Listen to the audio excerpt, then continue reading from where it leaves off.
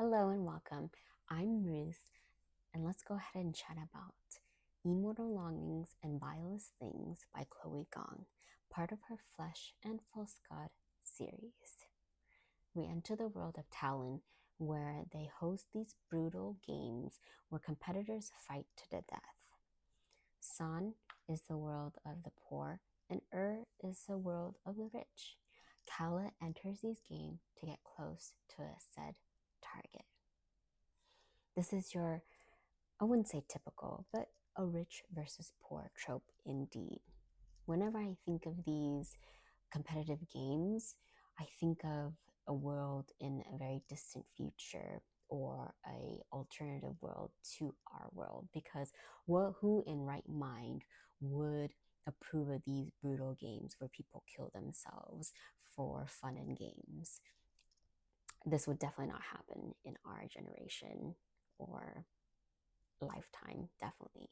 So I would think this was set in the very future. So this book reminds me of Altered Carbon and a little bit of mix of all these other movies and books that we're used to, like Hunger Games, for example. So I think it's a good mix of those type of books that this does too.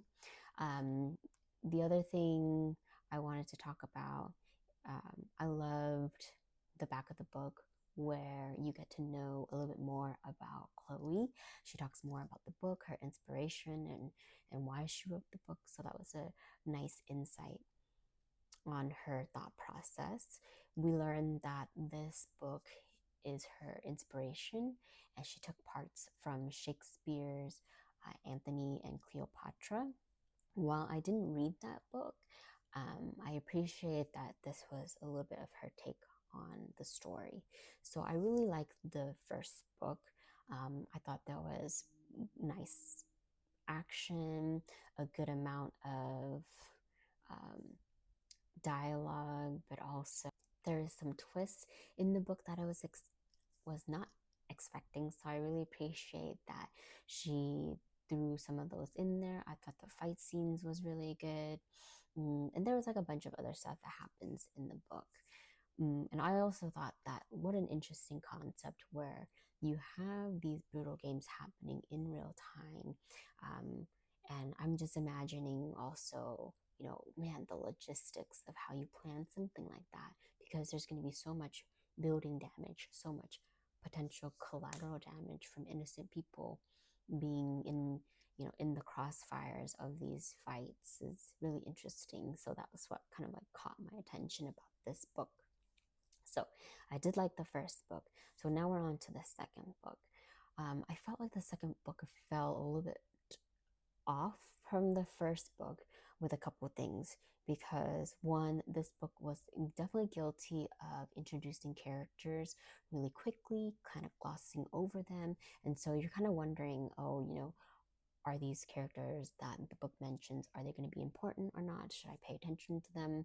The other thing is, in the second book, I felt like there's just a lot of traveling through different places and wasn't enough time to absorb where they were and things like that.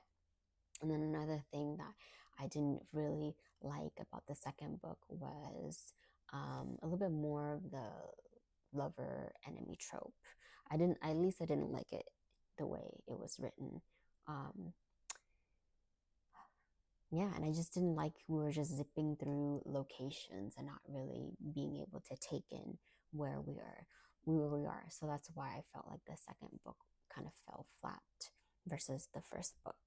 So if I were to rate these books, the first one I would rate a 3 stars, and then the second book I would rate a 2 stars. Did I have any favorite characters? I was gonna say Kala, because I do like that she's a warrior type, she's a fighter, but sometimes she does let her emotions get the best of her, which I'm not sure is my favorite thing about her. But I do like a strong female character, so I would say, yeah, I would consider Kala as one of my favorite characters in the book. All right, well, Please let me know your thoughts. Did you like this book? Didn't you like this book? Who's your favorite character? Please comment, rate, share, and subscribe. I'll see you in the next video. Happy reading.